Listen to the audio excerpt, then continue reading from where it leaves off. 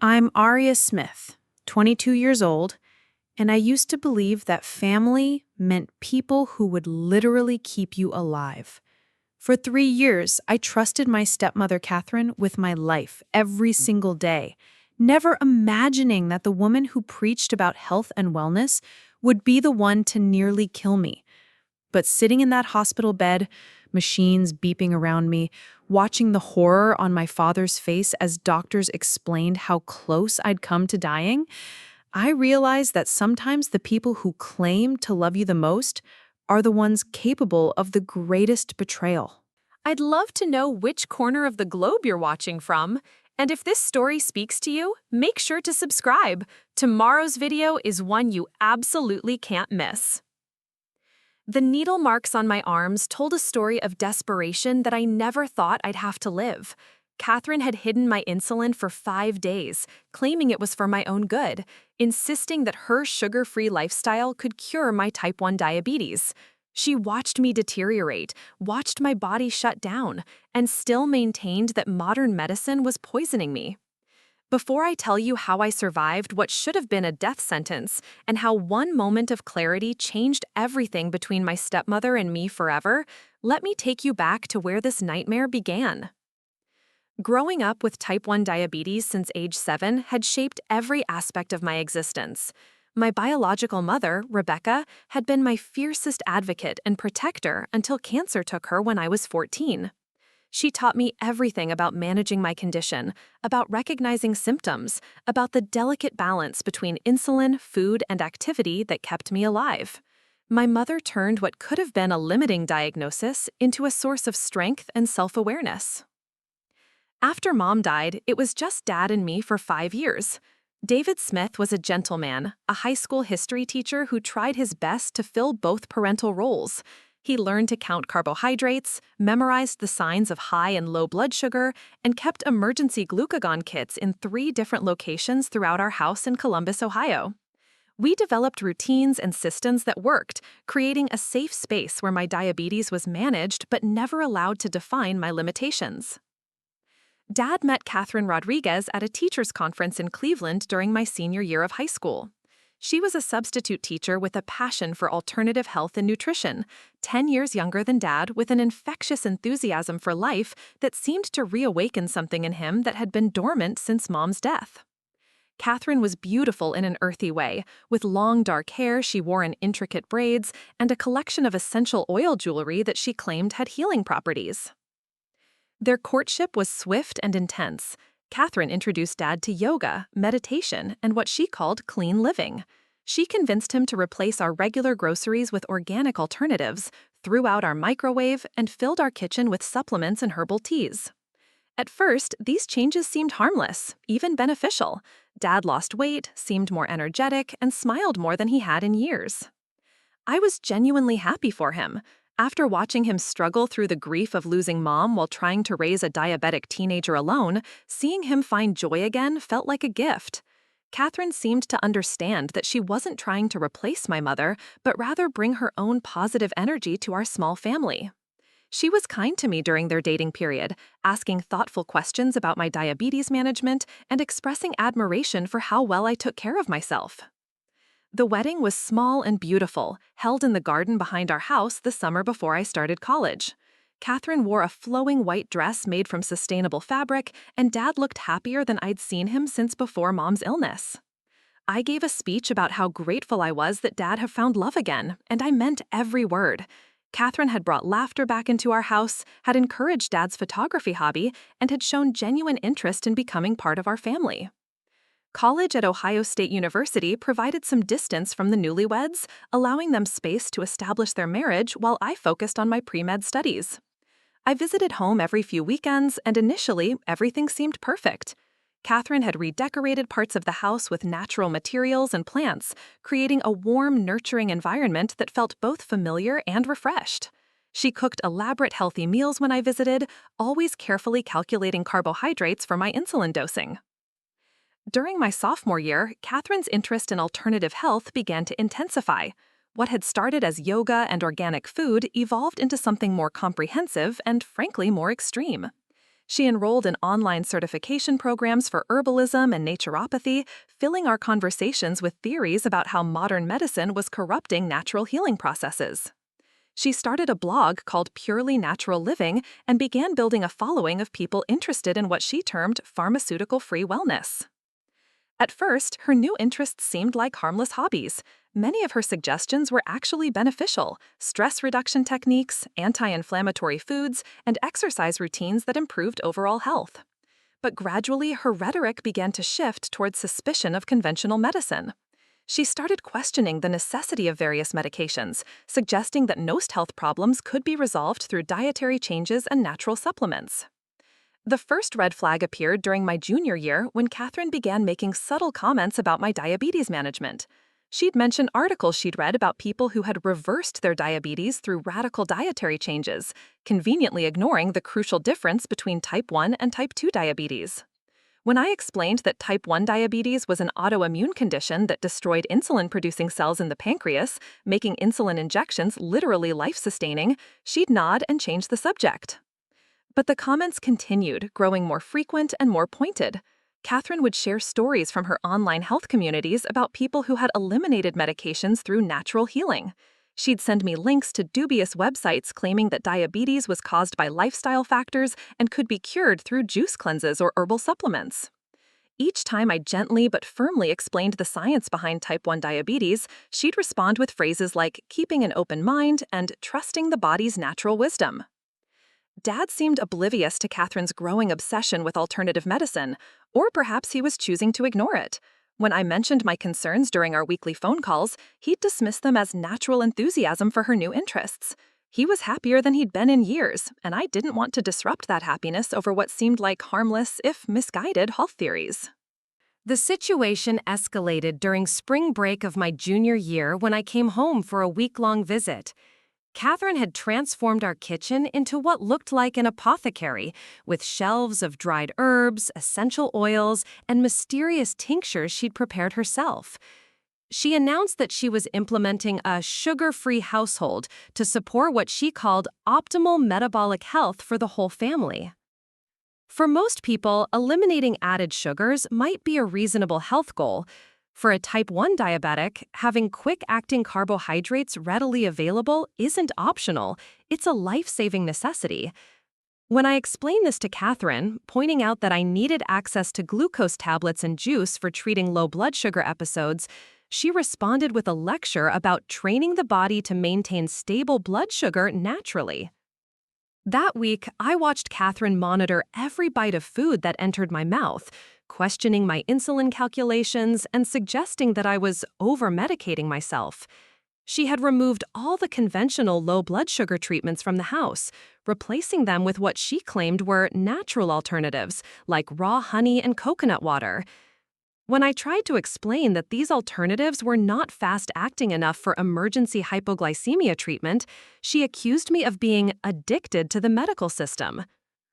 The most disturbing moment came when Catherine suggested that I participate in one of her healing fasts, a 3-day period of consuming only herbal teas and lemon water. When I explained that fasting without careful insulin adjustment could be extremely dangerous for a diabetic, she responded that my dependency on insulin was preventing my body from healing itself.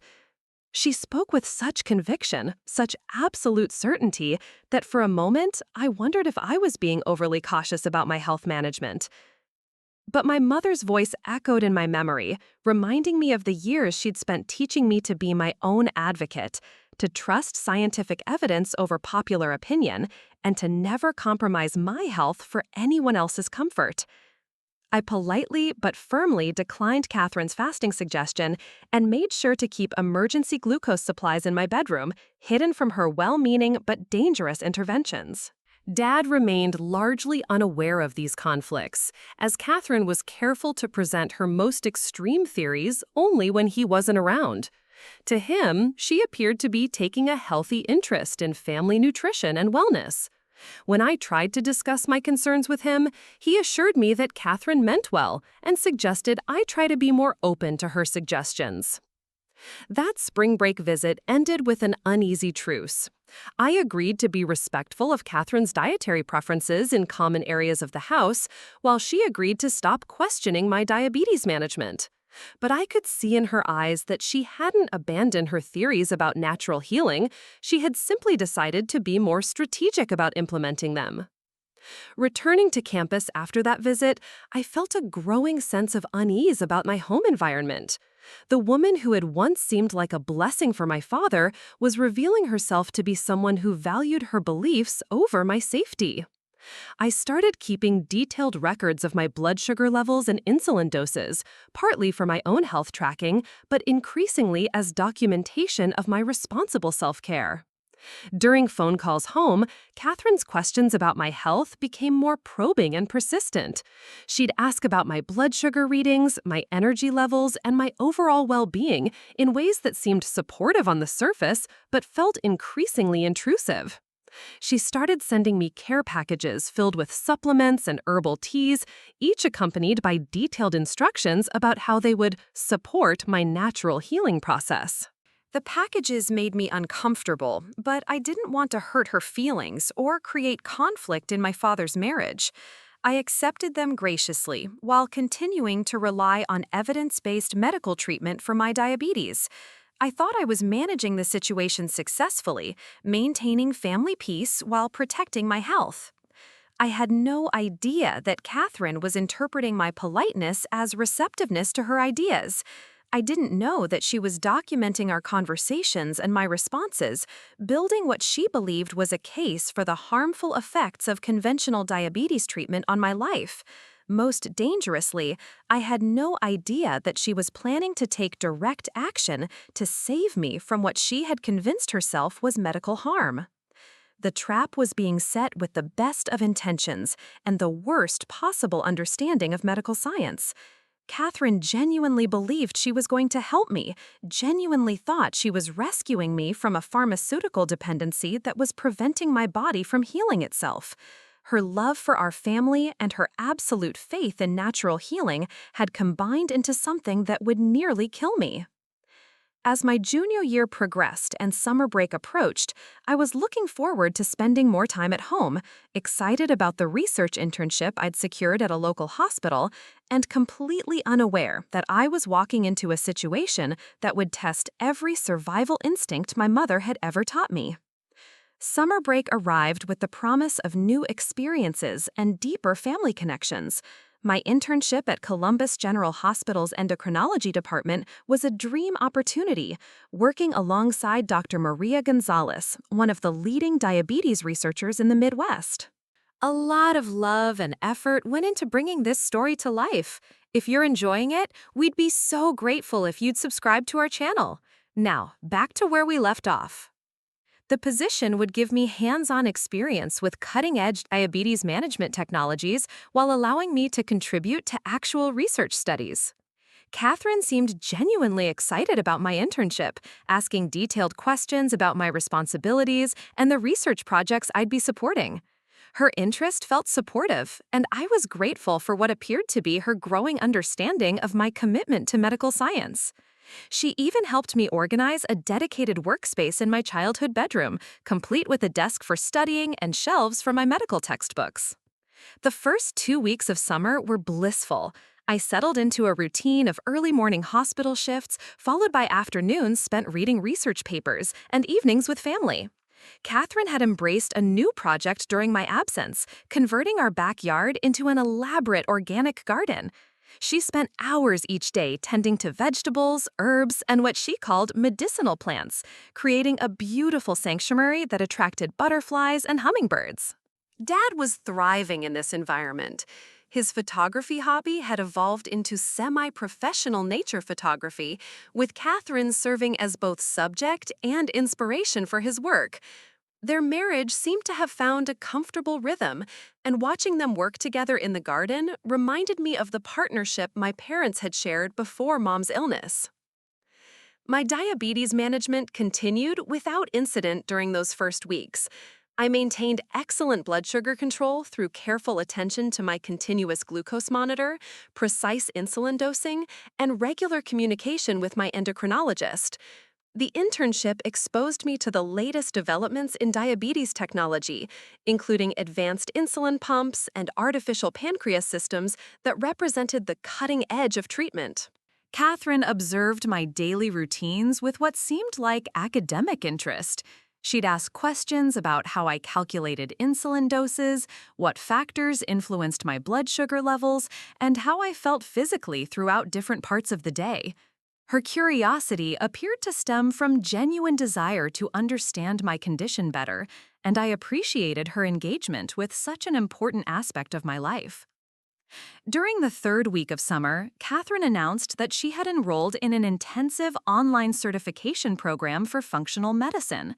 The program promised to teach practitioners how to identify and treat the root causes of chronic diseases, rather than simply managing symptoms.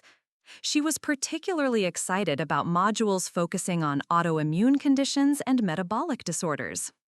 Her studies consumed increasingly large portions of her time. I'd find her late at night, laptop open, taking detailed notes from webinars and online lectures. Her browser bookmarks multiplied exponentially, filled with websites promoting various theories about nutrition, supplementation, and what the sites termed natural healing protocols. The dining room table became her permanent study space, covered with printed articles, notebooks, and supplement catalogs. Catherine's conversations began to reflect her new education.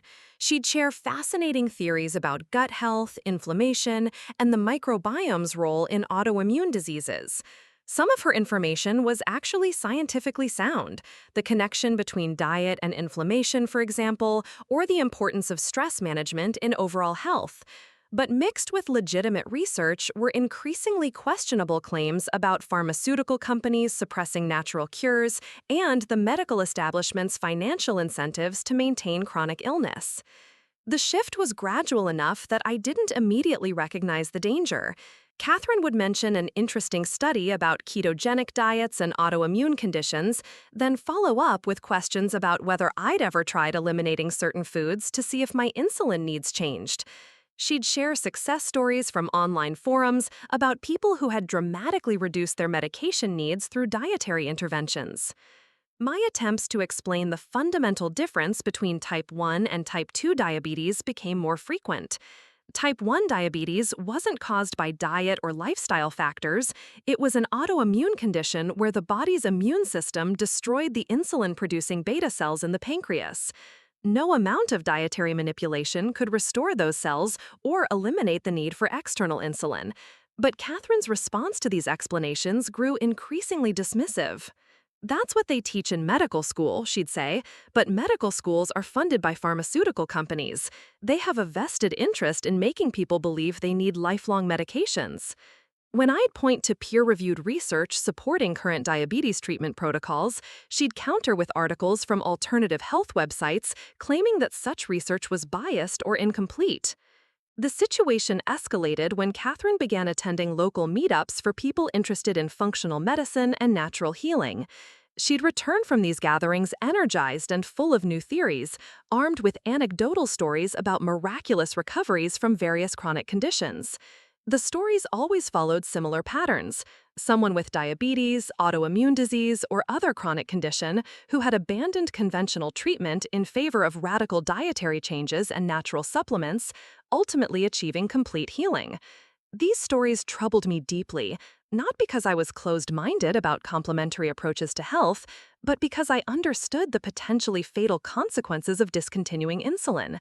I'd seen patients in the emergency department who had attempted to manage type 1 diabetes through diet alone.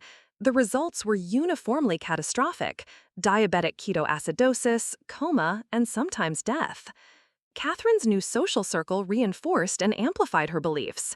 She formed particularly close friendships with Janet Morrison, a former nurse who claimed to have healed her own autoimmune condition through juice fasting, and Robert Chen, a chiropractor who specialized in what he called metabolic restoration therapy. These relationships provided Catherine with a support system that validated her increasingly extreme views about conventional medicine. The dynamic in our household began to shift as Catherine gained confidence in her alternative health knowledge. She started questioning not just my diabetes management, but Dad's blood pressure medication and even routine preventive care like vaccinations and annual checkups. Dad, who had always been compliant with medical recommendations, found himself caught between his wife's passionate advocacy for natural health and his daughter's evidence-based approach to medicine. Family dinners became tense affairs, where Catherine would present her latest discoveries about nutrition and healing, while I tried to maintain respectful disagreement with theories that contradicted established medical science.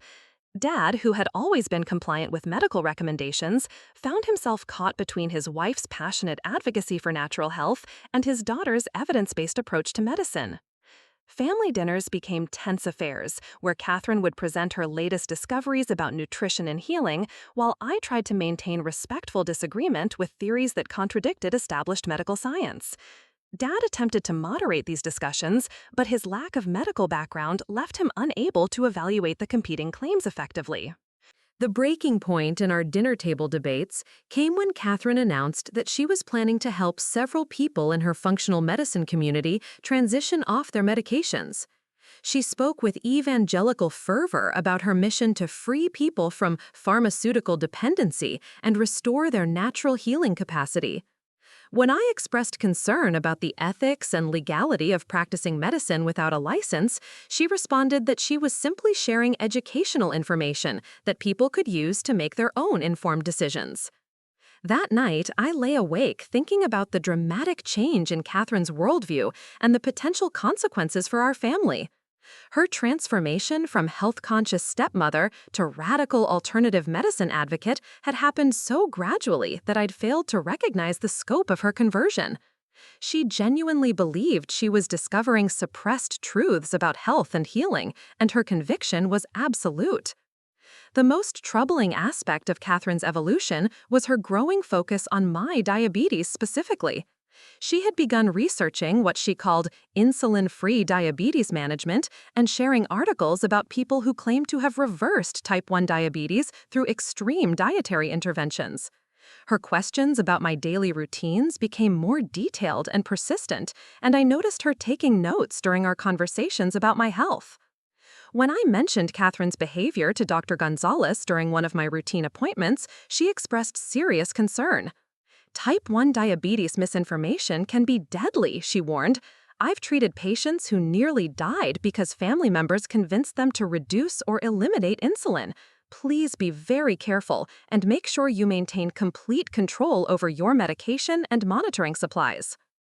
Dr. Gonzalez's warning proved to be prophetic in ways I couldn't have imagined. That evening, I carefully secured my insulin supplies in a locked box in my bedroom, telling myself I was being overly cautious, but unable to shake the feeling that precautions were necessary.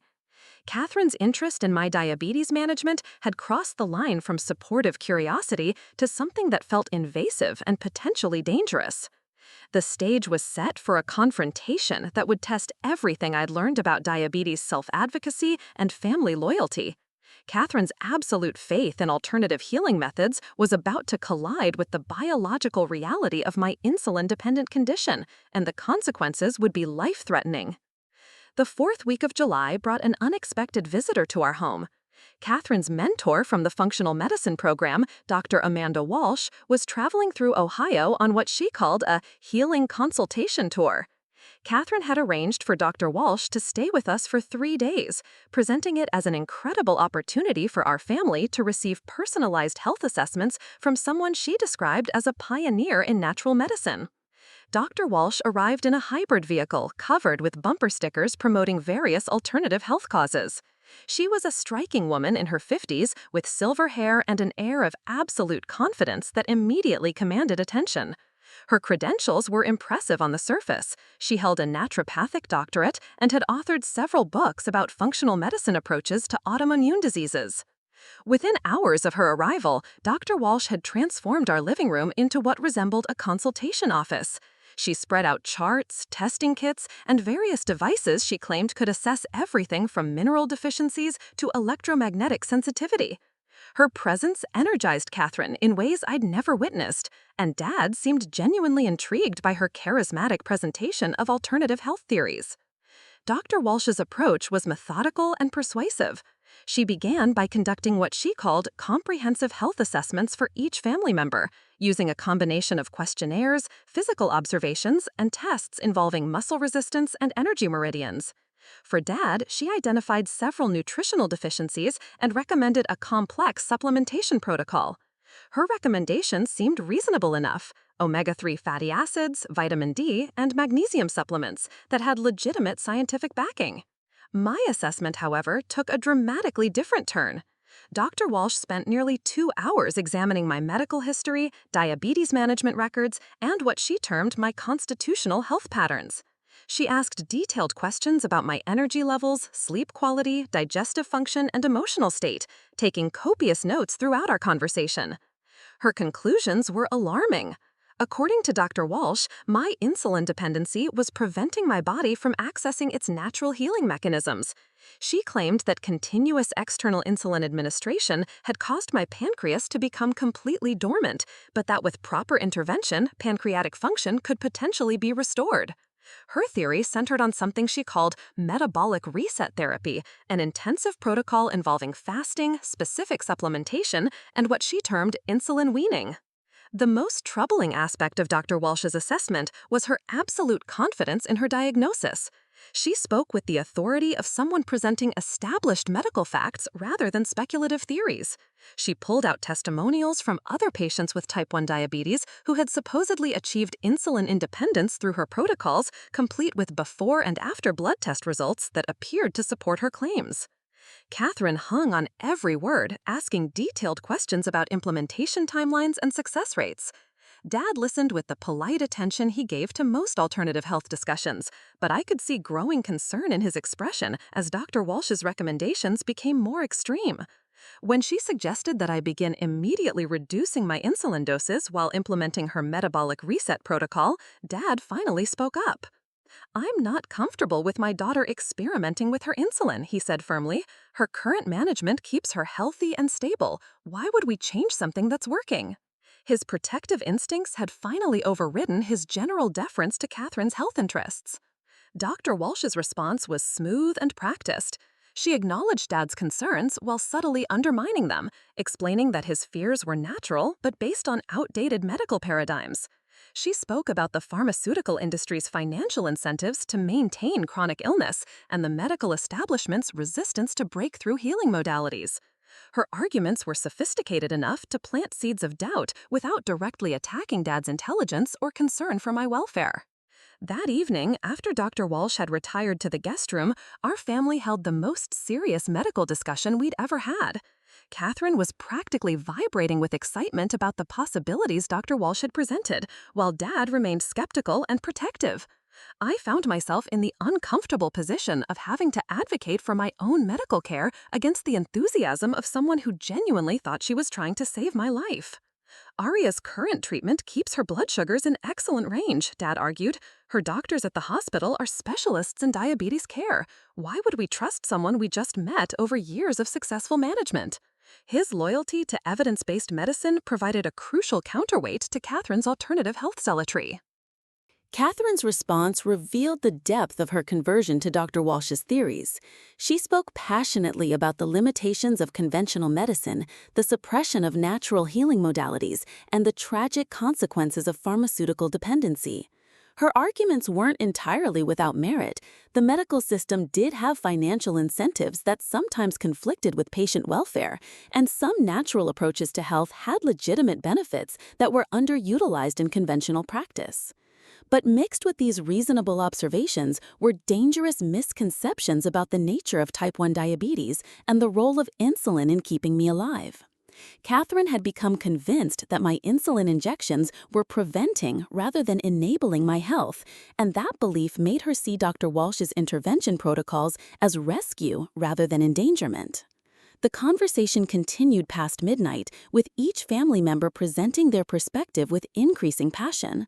I explained the autoimmune pathophysiology of type 1 diabetes, the complete destruction of my pancreatic beta cells, and the absolute necessity of external insulin for my survival. Dad supported my position with his characteristic logical approach, pointing out that my excellent health and academic success demonstrated the effectiveness of current treatment. Catherine countered with testimonials from Dr. Walsh's supposed success cases, theories about pharmaceutical manipulation of medical research, and emotional appeals about wanting me to experience true health rather than artificial management of symptoms. Her arguments carried the fervor of religious conviction, making rational discussion increasingly difficult. Dr. Walsh herself remained diplomatically neutral during our family debate, occasionally offering clarifying comments that seemed designed to support Catherine's position without directly contradicting Dad's concerns. Her presence added weight to Catherine's arguments simply through her credentials and confident presentation, even though her theories contradicted everything I'd learned about diabetes during my medical education. The second day of Dr. Walsh's visit brought more intensive consultation sessions. She worked individually with Catherine to develop what they called implementation strategies for helping me transition to natural diabetes management. I wasn't included in these private sessions, but I could hear the excitement in their voices as they planned what they clearly saw as my liberation from pharmaceutical dependency. Meanwhile, I spent the day researching Dr. Walsh's background and credentials. What I discovered was deeply troubling. While she did hold legitimate naturopathic degrees, her medical license had been suspended in 2 states following patient safety violations. Several of her claimed success stories involved patients who had subsequently been hospitalized for diabetic complications after following her protocols. Most alarming were the malpractice lawsuits filed by families of patients who had suffered serious health consequences under Dr. Walsh's care. One case involved a teenager with type 1 diabetes who had developed life-threatening diabetic ketoacidosis after following Dr. Walsh's insulin reduction protocol. The legal documents painted a picture of someone whose confidence far exceeded her actual medical competence. When I shared this information with Dad, his expression shifted from skeptical concern to outright alarm. He immediately began researching Dr. Walsh independently, finding additional red flags that confirmed my discoveries. Together, we compiled a comprehensive dossier of her questionable practices and regulatory violations. Presenting this evidence to Catherine proved futile. She dismissed the regulatory actions as persecution by the medical establishment, characterized the malpractice lawsuits as attacks by pharmaceutical companies, and interpreted the criticism as proof that Dr. Walsh was threatening powerful interests with her breakthrough healing methods. Catherine's investment in alternative medicine had reached a point where contradictory evidence only reinforced her beliefs. The final evening of Dr. Walsh's visit brought a family meeting that would determine my immediate future. Dr. Walsh presented her formal recommendations for my care, including a detailed protocol for gradual insulin reduction combined with intensive supplementation and dietary modifications. Her plan called for cutting my insulin doses by 25% immediately, with further reductions scheduled over the following months. The proposal was medically terrifying and potentially fatal, but Dr. Walsh presented it with such confidence that even Dad seemed momentarily swayed by her authoritative presentation. Catherine was completely convinced, viewing the protocol as a miraculous opportunity to free me from lifelong medical dependency. My response was immediate and unequivocal. I refused to participate in any experimental reduction of my insulin doses, regardless of who recommended it or how convinced Catherine might be of its benefits. I explained that I would continue following the evidence-based treatment protocols that had kept me healthy for 15 years, supervised by board-certified endocrinologists with decades of specialized training.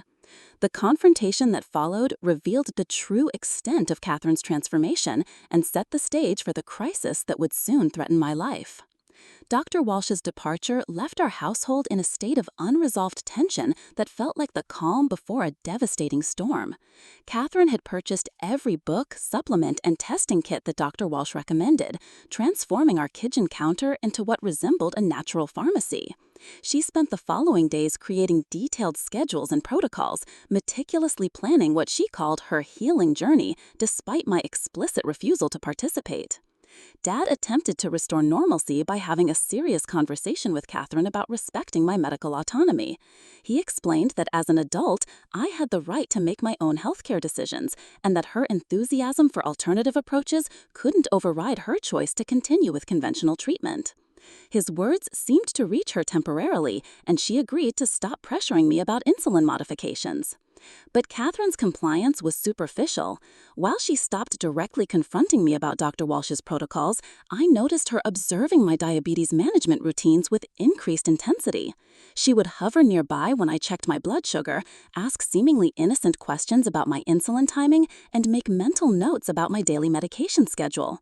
Her behavior felt invasive and unsettling, like being studied by someone planning an intervention. The situation became more complex when Catherine began reaching out to other members of Dr. Walsh's online community. She joined private Facebook groups dedicated to pharmaceutical-free healing and started participating in video calls with people who claimed to have recovered from various chronic conditions through natural methods. These virtual relationships provided her with constant reinforcement for her beliefs and a support network that viewed medical skepticism as enlightened awareness. Through these online connections, Catherine discovered what she believed was crucial missing information about my case. According to her new advisors, my resistance to natural healing protocols was actually a symptom of what they called medical brainwashing, a psychological conditioning that prevented patients from recognizing the harm caused by conventional treatments. They assured her that my opposition to insulin reduction was predictable and temporary, something that could be overcome with proper education and gradual implementation. This revelation seemed to energize Catherine with renewed purpose. She began leaving articles about insulin dangers around the house, sending me links to testimonial videos, and engaging me in conversations designed to plant seeds of doubt about my current treatment. Her approach was subtle but persistent, wearing down my defenses through constant exposure to alternative health messaging. The most troubling development was Catherine's growing relationship with Marcus Thompson, a local man whose teenage son had type 1 diabetes. Marcus had discovered Catherine through her blog and reached out for advice about natural diabetes management for his 16-year-old son Tyler. Catherine saw this as an opportunity to practice Dr. Walsh's protocols on someone whose family was more receptive to alternative approaches. I learned about Tyler's situation when Catherine mentioned him during a family dinner, describing him as a success story in progress who was responding well to natural interventions. My medical training immediately raised alarm bells. A teenager with type 1 diabetes experimenting with insulin reduction represented a medical emergency waiting to happen. When I asked for more details about Tyler's treatment plan, Catherine became defensive and evasive. That weekend, I made a decision that would later prove crucial to saving my own life. Using the research skills I developed during my internship, I began documenting Catherine's activities and statements about diabetes treatment. I created detailed records of her online interactions, saved screenshots of the alternative health groups she had joined, and compiled evidence of her involvement in Tyler's case. My documentation efforts were motivated partly by concern for Tyler's safety and partly by growing unease about Catherine's increasing radicalization. Her transformation from health-conscious stepmother to dangerous medical advisor was accelerating, and I wanted to have evidence available if professional intervention became necessary. The breaking point came when Tyler Thompson was hospitalized for diabetic ketoacidosis after following Catherine's modified version of Dr. Walsh's protocol. Marcus had reduced Tyler's insulin doses by 30% over 2 weeks, supplementing with the herbal compounds and dietary modifications that Catherine had recommended. Tyler's blood sugar had soared to dangerous levels, triggering the metabolic crisis that could have killed him. I learned about Tyler's hospitalization when Marcus called our house in a panic, asking Catherine what he should tell the emergency room doctors about the supplements Tyler had been taking. Catherine's response was telling. Instead of acknowledging the dangerous consequences of insulin reduction, she blamed Tyler's crisis on his failure to follow the protocol precisely or his body's resistance to natural healing. Dad was horrified when he learned about Tyler's hospitalization and Catherine's role in advising his treatment. This was no longer theoretical discussion about alternative health approaches. A real teenager had nearly died following Catherine's recommendations. Dad demanded that Catherine immediately cease all involvement in other people's medical care and acknowledge the dangerous consequences of her actions. Catherine's response revealed the depth of her radicalization. She interpreted Tyler's hospitalization not as evidence that her protocols were dangerous, but as proof that conventional medicine was sabotaging natural healing attempts. She believed that Tyler's parents had panicked unnecessarily and that hospital intervention had actually prevented his body from completing its natural healing process. This delusional thinking terrified me. Catherine had become so invested in alternative health theories that she could no longer recognize obvious cause and effect relationships between insulin reduction and diabetic emergencies. Her ability to rationalize dangerous outcomes meant that she posed a real threat to anyone who trusted her medical advice. The Tyler Thompson incident created a permanent rift in our household. Dad insisted that Catherine apologize to Marcus and Tyler's family, cease all medical advising activities, and acknowledge that her alternative health enthusiasm had caused real harm. Catherine refused, maintaining that she had been helping Tyler access natural healing that conventional medicine was designed to suppress. Their arguments became increasingly heated and frequent. Dad's protective instincts toward me intensified as he recognized that Catherine's medical delusions could potentially endanger my life. He started checking on my insulin supplies and monitoring Catherine's access to my medical equipment, treating his own wife as a potential threat to his daughter's safety. Catherine interpreted Dad's protective measures as betrayal and medical establishment brainwashing. She began viewing both Dad and me as obstacles to be overcome rather than family members to be protected. Her online advisors reinforced this perspective, assuring her that family resistance was common when attempting to rescue loved ones from pharmaceutical dependency. The psychological dynamics in our house became increasingly toxic.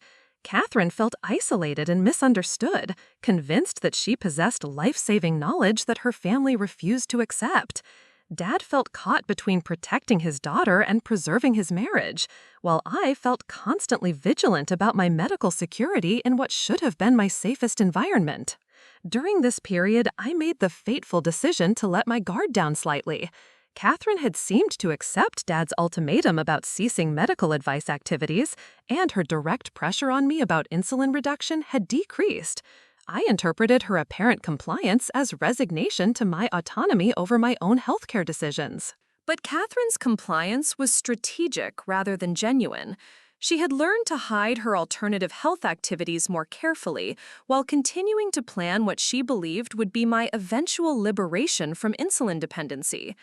Her online advisors had taught her patience, assuring her that the right opportunity would eventually present itself to implement life-saving interventions despite family resistance. That opportunity was about to arrive in the form of a family crisis that would give Catherine unprecedented access to my medical supplies and the chance to implement Dr. Walsh's protocols whether I consented or not. The stage was set for a confrontation between Catherine's absolute faith in natural healing and the biological reality of my insulin-dependent survival. The discovery happened by accident, in a moment of desperation when my blood sugar had climbed to dangerously high levels despite multiple insulin injections. In my confused and weakened state, I stumbled to my bedroom to retrieve backup insulin supplies from the locked box I kept hidden in my closet. My hands were shaking so violently from ketosis that I dropped the key, and when I bent to retrieve it, I knocked over the box entirely. As my insulin vials scattered across the floor, I noticed something that made my blood freeze, despite the fever raging through my body. The labels on my insulin vials had been carefully peeled back and reattached, leaving tiny air bubbles and slight misalignments that I would never have missed under normal circumstances. Someone had tampered with my medication. With trembling hands, I examined each vial more closely. The insulin that should have been clear was slightly cloudy, and when I held the vials up to the light, I could see tiny particles suspended in the liquid that definitely didn't belong there. My life-saving medication had been contaminated or replaced with something else entirely. The realization hit me like a physical blow. Catherine hadn't been giving me special wellness meals out of love and reconciliation. She had been drugging my food while simultaneously sabotaging my insulin supply, creating a perfect storm of diabetic crisis that would appear to be the result of natural causes or medication failure. Her concerned expressions and offers to help had been elaborate theater while she systematically tried to kill me. My phone was in the kitchen, but the journey downstairs felt impossible in my weakened condition. Every step required enormous effort, and my vision was beginning to blur as ketoacidosis progressed toward coma. Catherine was in the garden, visible through the kitchen window, tending her plants with the same serene expression she'd worn while poisoning me for the past 3 days. I managed to dial 911 before collapsing onto the kitchen floor, my strength finally exhausted by the effort of reaching help. The emergency dispatcher's voice seemed to come from very far away, but I forced myself to stay conscious long enough to provide our address and explain that I was a type 1 diabetic in severe ketoacidosis who suspected medication tampering. Catherine must have heard the ambulance sirens because she came running into the house just as paramedics were breaking down the front door. Her performance was Oscar-worthy, tears streaming down her face, frantic questions about my condition, desperate pleas for the medical team to save her beloved stepdaughter. If I hadn't discovered the tampered insulin vials, I would have believed her grief was genuine. The paramedics worked quickly to stabilize my condition, establishing IV access and beginning fluid resuscitation while checking my blood glucose and ketone levels. The numbers were life-threatening, blood sugar over 500 milligrams per deciliter and ketones indicating severe acidosis. I was minutes away from diabetic coma and potential death. During the ambulance ride, I managed to whisper to the lead paramedic about the tampered insulin vials and my suspicion that Catherine had been poisoning me. He looked skeptical initially, but when I explained the timeline of my symptoms and Catherine's recent behavior, his expression grew serious. He made notes in his report and promised to alert the emergency department about potential medication tampering. Dr. Jennifer Martinez was the attending physician who received me in the emergency department, and she immediately recognized the severity of my condition. She ordered aggressive treatment protocols while listening to my account of the suspected poisoning with a growing alarm. When I mentioned the tampered insulin vials still in my bedroom, she contacted hospital security and asked them to preserve the evidence. Catherine's performance in the hospital waiting room was flawless. She sobbed in Dad's arms when he arrived from Toledo, explaining how she'd found me collapsed in the kitchen and how terrified she'd been about losing her. She spoke eloquently about my recent stress from the internship and family emergency, suggesting that I might have made errors in my diabetes management due to exhaustion and worry. But hospital staff had begun questioning Catherine's version of events after hearing my allegations and examining the timeline of my deterioration. Dr. Martinez ordered comprehensive toxicology testing and called in Dr. Gonzalez from my internship to provide expert consultation about my normal diabetes management patterns. The toxicology results were devastating. My blood contained significant levels of various plant compounds and herbal extracts that had no business being in a diabetic system. Several of these substances were known to interfere with insulin action and glucose metabolism, effectively creating artificial insulin resistance that would make blood sugar control impossible regardless of dosing. More damning was the analysis of the tampered insulin vials that security had retrieved from my bedroom. The insulin had been diluted with a solution containing compounds from Catherine's garden that would render it ineffective while appearing normal to casual inspection. She had essentially replaced my life-saving medication with useless liquid, while simultaneously poisoning me with substances that would worsen my diabetic control. Dr. Gonzalez arrived at the hospital Sunday evening and provided crucial testimony about my excellent diabetes management skills and the impossibility of my developing such severe ketoacidosis through normal medication errors. Her professional assessment eliminated any possibility that my crisis was accidental or self-inflicted. The evidence was overwhelming, but Catherine's response to confrontation revealed the true depth of her psychological delusion. When Dr. Martinez and hospital security presented her with the toxicology results and tampered insulin evidence, Catherine didn't deny her actions. Instead, she defended them as necessary medical intervention to save my life from pharmaceutical poisoning. According to Catherine's twisted logic, my diabetic crisis was actually a healing crisis, my body's natural attempt to purge itself of insulin toxicity and restore normal pancreatic function. She believed that by contaminating my insulin and inducing ketoacidosis, she was forcing my body to activate its natural healing mechanisms. In her mind, she wasn't trying to kill me, she was trying to cure her. Catherine's defense became more elaborate and delusional as questioning continued. She claimed that Dr. Walsh had specifically predicted this type of healing crisis and had assured her that temporary ketoacidosis was necessary for pancreatic regeneration. She insisted that conventional medicine would interpret natural healing as a medical emergency, but that if allowed to continue, my body would emerge from the crisis with restored insulin production. The most chilling aspect of Catherine's testimony was her absolute conviction that she was acting out of love and medical knowledge superior to that of trained physicians.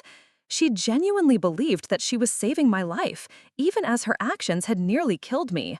Her radicalization was complete. She could no longer distinguish between healing and harm, between medical care and medical abuse. Dad's reaction to learning the truth about Catherine's actions was profound and immediate. The woman he had married and trusted with his daughter's safety had systematically attempted to murder me while maintaining a facade of loving concern. His grief and rage were overwhelming, but his primary focus remained on my recovery and ensuring that Catherine could never endanger me again. Hospital administration contacted law enforcement as soon as the evidence of deliberate poisoning was confirmed. Detective Sarah Walsh arrived Monday morning to begin a formal investigation into attempted murder, documenting the tampered medication, toxicology results, and witness statements that painted a clear picture of premedicated harm disguised as alternative medical treatment. Catherine was arrested Monday afternoon, still maintaining her innocence and insisting that she had been trying to heal rather than harm me. Her final words as she was led away in handcuffs were a promise that someday I would understand and thank her for freeing her from pharmaceutical dependency. Even facing criminal charges, her delusion remained intact. The physical recovery from ketoacidosis took several days of intensive hospital treatment, but the psychological recovery from betrayal by someone I had trusted would take much longer. Catherine had violated the most fundamental trust between family members, the assumption that people who claim to love you won't deliberately try to kill you. The months following Catherine's arrest brought a complex mix of healing, legal proceedings, and profound family reconstruction. My physical recovery from the poisoning was relatively straightforward. Within a week, my blood sugar levels had stabilized, and my body had cleared the toxic compounds Catherine had been feeding me. But the psychological impact of surviving a murder attempt by someone I had trusted as family would require much longer to process. Dad struggled with overwhelming guilt about bringing Catherine into our lives and failing to recognize the danger she posed. He blamed himself for not taking my concerns seriously enough, for allowing his happiness in remarriage to blind him to Catherine's increasing radicalization. During my hospital stay, he barely left my side, as if constant vigilance could somehow compensate for the protection he had failed to provide when I needed it most. The legal case against Catherine developed quickly once investigators began examining her online activities and communications with Dr. Walsh's network. Prosecutors discovered extensive digital evidence of premeditation, including detailed plans for my healing crisis and communications with other alternative health extremists who had encouraged her actions. Her internet search history revealed months of research into insulin tampering methods and plant compounds that could induce diabetic emergencies. Most disturbing was the discovery that Catherine had been documenting my poisoning process, creating what she believed would be a case study in natural diabetes reversal. She had photographed my declining condition, recorded my symptoms, and prepared a detailed timeline that she apparently planned to share with Dr. Walsh's community as proof of successful intervention. In her delusional mindset, my near-death experience was going to be celebrated as a breakthrough in alternative diabetes treatment.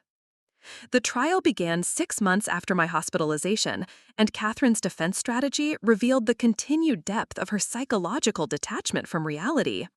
Her attorney attempted to argue that she genuinely believed she was providing medical treatment rather than causing harm, presenting expert testimony about the dangerous influence of alternative health cults on vulnerable individuals seeking simple solutions to complex medical problems.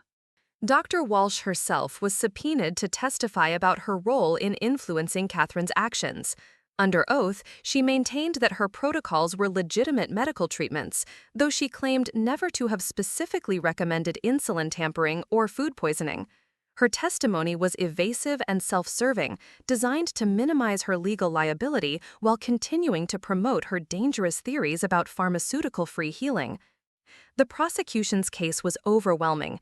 Medical experts testified about the life-threatening nature of Catherine's actions and the sophisticated understanding of diabetes physiology required to create the specific combination of insulin sabotage and metabolic poisoning she had employed.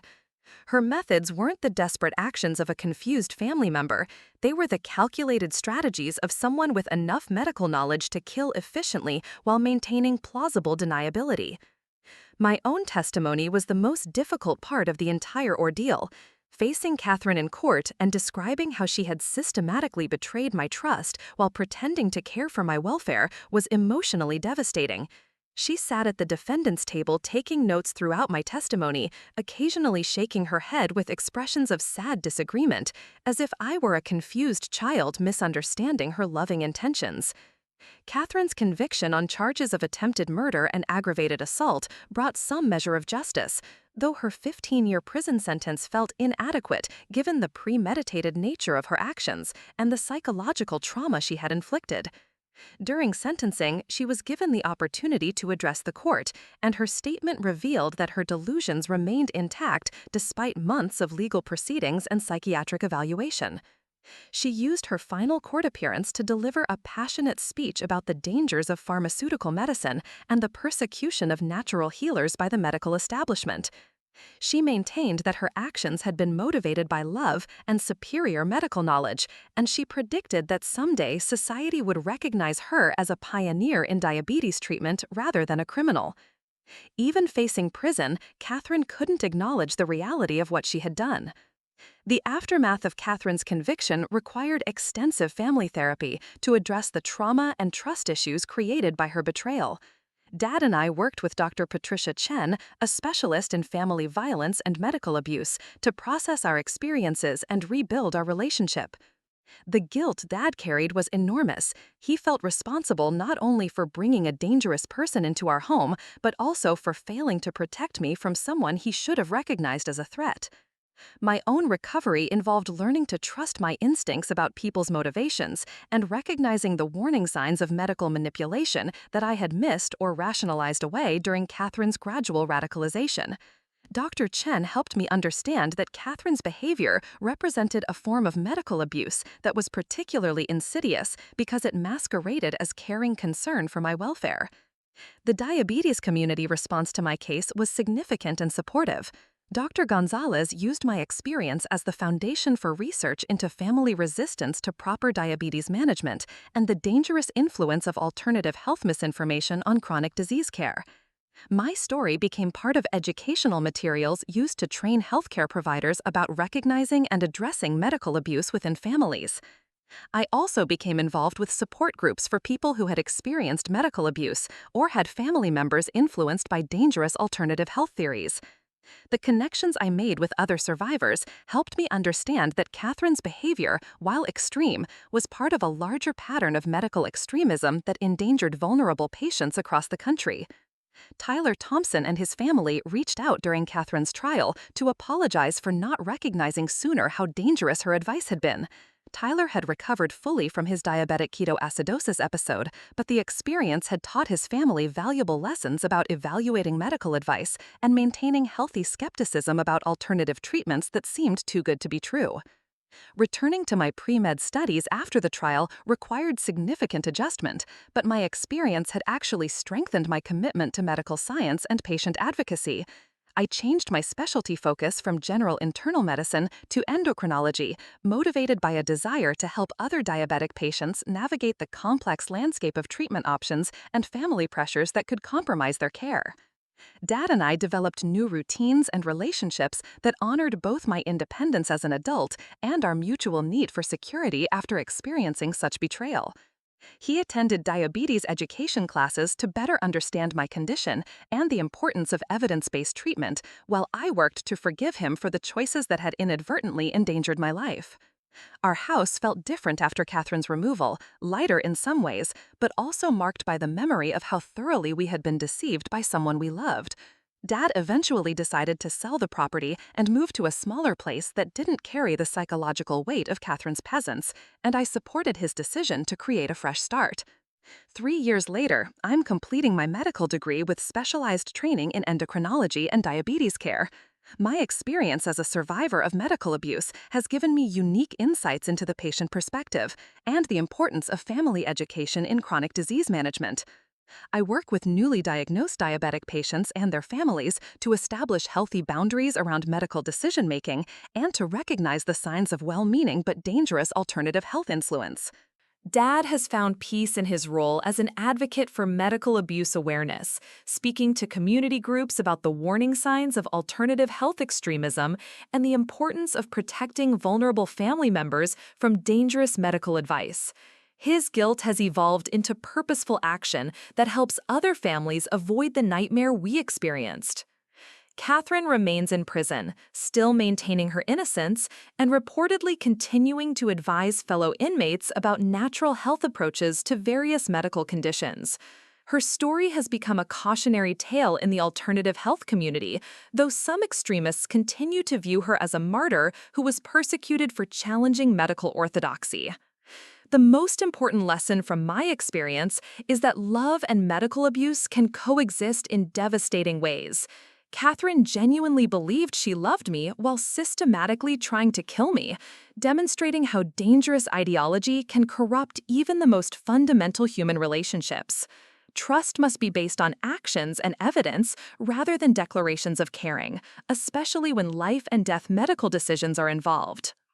Today, my diabetes management is excellent. My relationships are built on honest communication about medical needs and boundaries, and my future as a physician is shaped by the understanding that protecting patients sometimes means protecting them from the people who claim to love them most. Catherine's betrayal nearly killed me, but it also taught me the strength that comes from surviving the unthinkable and using that survival to help others. Looking for more? We've got 2 amazing stories ready for you right on screen. If this one touched you, these are absolutely worth your time. Click to watch them now. And hey, subscribe and hit that bell to never miss our latest uploads.